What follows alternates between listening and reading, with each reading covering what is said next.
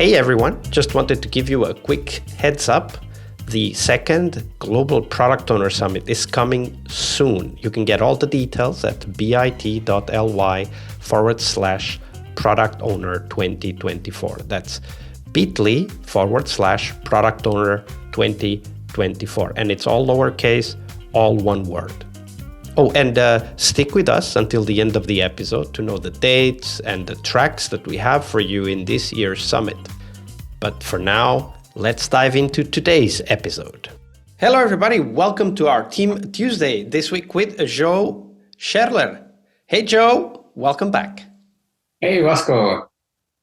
So, Joe, on Tuesdays, we talk about teams, of course, and how sometimes they dig their own holes. But before we dive into that, do share with us, what was the book that most inspired you in your career as a Scrum Master? Yeah, as a manager in remission, I'm, of course, also interested in management books. And there's one that has gotten recommended to me by a leader that I had when I had my first Scrum Master job, and that's Radical Candor by Kim Scott. That's a really cool book that talks about how to lead and how to care personally and the impact of caring personally while challenging things directly. When you think about that book and what you read, is there like a specific lesson or a technique, something you learned from the book that you would like to highlight for us? Yes, and that's how important it is to actually speak up and criticize the thing that we see. It's not about the person, it's about what they do when they do it wrong.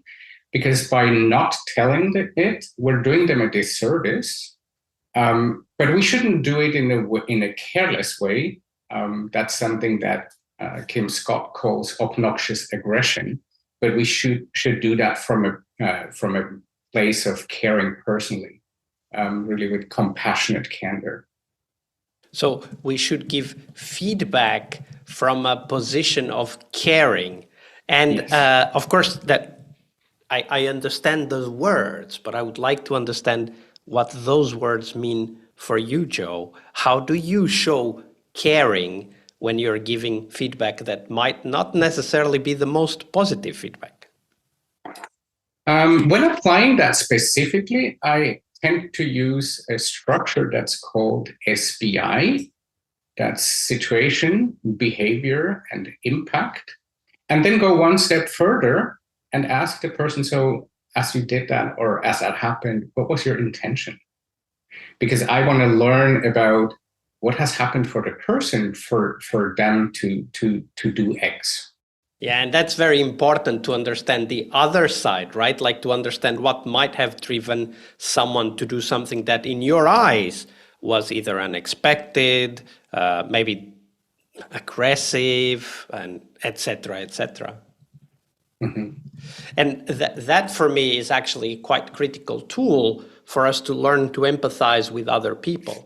Right, I'm reminded that, especially in the software world, there's a lot of different personality types, and some personality types are more extreme on the autism spectrum, for example, and they have a totally different way to relate to people. Yeah, right, like for example, true. they really like rules, and they get really angry when those rules are not followed. And it's not that they are being disrespectful, it's that is important for them. The way they see the world needs the rules to be respected, right? And when we ask a question like you said, what was your intention? We start to understand how people think and what is valuable, what is important for them. Mm-hmm. Yeah, and there's also another aspect. I think, especially in this world where everybody's so fond of titles and little abbreviations behind their name, it is really important to, as a manager, to be able to not just give them titles and promote them for them to have more money. It's about learning how to manage your talent and basically send them on a growth path and help manage their growth versus just throwing titles at them or having them in a place where they shouldn't be. And not everybody's a high performer. That's such a bad word. But maybe there are superstars and rock stars, which is you need the people who are the rocks in the team, but they have a place too. Yeah, absolutely. In football terminology, that is soccer for our friends in the northern hemisphere of the Americas. In football, we talk about you need violin players, but you also need piano carriers. Right. Oh, nice. And you can't get an orchestra to play if you don't have the piano and the violins. That's right. So, Joe, of course, today is Tuesday, and we also want to talk about teams and how sometimes they create their own reasons for self-destruction. Now, it's not always that dramatic, but we know that teams have these behaviors or patterns that, if left unchecked, over time can develop into something seriously bad for the team. So tell us that story. Walk us through the context of the team so that we know more or less, how big it is, what are the key stakeholders and actors around the team, and then walk us through those steps of how those small little things grew and eventually became a problem for the team. Mm-hmm. So I had a team that was a team of tech leads, and I was working with them on basically aligning the team so that they could be more productive, could have less bugs in the software, so that they would have less friction. And they had grown really fast, and they didn't have a scaling framework in place. And when you say they had grown really fast, you mean the organization had grown really fast? Yes, right. That's correct. So they grew to more than 10 teams in quite short a time. The thing was that they had solved that by putting people who formerly were on the team and were working in the team on creating the product, they put them in a position where they now had to approve of changes, where they had to review changes, where they decided how it is implemented. And that was effectively taking away empowerment from the teams. So basically what you're saying is that they had tried to solve the scaling problem by creating a hierarchy of decision-making where somebody at a higher level, these tech leads, would need to approve everything that the team wanted to do. Yes, that's correct. Yeah. So what happened was there were so many people in the teams who were unhappy with what was going on. They started to not speak up anymore. And coming back to what I just said about Kim Scott's radical candor, yes, they were candid, but they did not really care about the person. It was just about pushing for more output, or even pushing for more results, but at the expense of the people in the team. And that showed up as people crying in retrospectives. That showed up as people saying, I'm done with my sprint. And all those symptoms. And that was a pretty tough one to deal with for them. So if I hear you correctly, you're saying that the organization had scale, so they were bigger. Then they used a hierarchical approach to, I would say, coordination, but in this case, it was not really, it was just decision making. So they put the decision up one level in the organization where these tech leads were making decisions for the team. And then the team kind of gave up. They resigned from making decisions on their own. They just gave that all back to the manager and say, you decide. But you're also saying that this was perhaps the most obvious outcome, but there were also other things that maybe these leaders weren't seeing, which were that people were demotivated, disengaged, and even crying in retrospectives. Yeah, when taking a step back, it was really a pattern of this drama triangle where you had the villains pushing people and telling people, and the people in the teams, they were victims and they behaved like victims. They were blaming the circumstances instead of pulling themselves out of the mud, maybe also with getting help. And whenever everything was in shambles, the managers would rush in and save them. And now, okay, let's all sit down and hands on, and I'm going to help you. Okay, so this is interesting, because what I heard you say was quite different from what you just said. You said when the situation was in, I guess, chaos. That's not what you said, but when there was a problem, then the managers would come in and save the teams. Mm-hmm. Right. So what I understood earlier was that what was happening is that the managers were making all of the decisions, including the decisions that caused the problems. The teams were not countering those decisions, and they were not making any other proposals because they had basically resigned, right? They gave up on contributing. So the managers were creating the problems that then they had to come in and solve. Yes. And because the teams felt so disengaged and so resigned, they welcomed that solving, not because they thought it was better, but maybe because they thought that we can't solve this ourselves anymore. Yeah. Absolutely. So basically this, you called it the triangle of drama, right? Like this victim savior pattern. So, but if I hear you correctly, and now coming back into my Scrum Master role, what you're describing is a pattern by which the teams perhaps tried, maybe even timidly, to give an idea, but the manager always said no, always said, I know best, or the managers, because there were several. And that taught the teams, educated the teams to never give an idea and to just wait for the manager to come in and save them. Yeah. Yes, and I think that's ultimately a waste of potential in the team, right?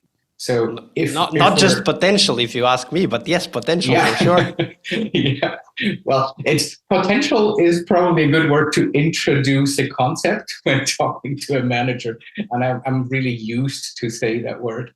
But yeah, my judgment would be that is a waste of the team's potential. I think it is, but the way I would phrase it, something I heard a long time ago from Deming, and also people in the Toyota production system, which is the biggest waste, is the waste of a human mind and life.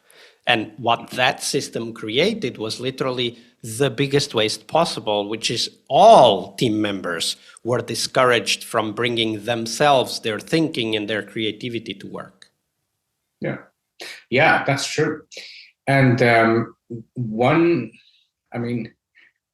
way of looking at it is, how can you descale that organization and try to get the responsibility and the accountability back to the team?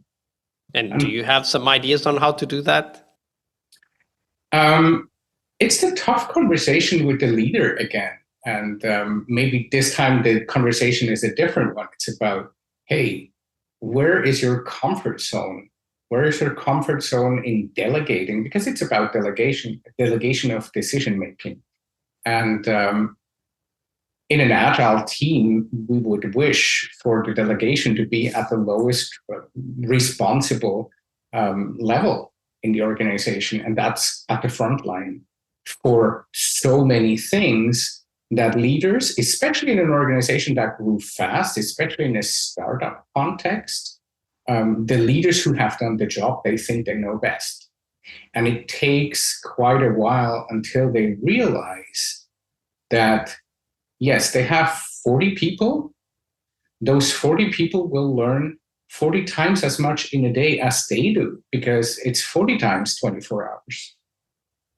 So at some point, you need, as a manager, as a leader, you need to let go. And as a Scrum Master, I want to go in and have that conversation where I use some riff of the delegation poker from Management 3.0, where I try to find out, where's your comfort level?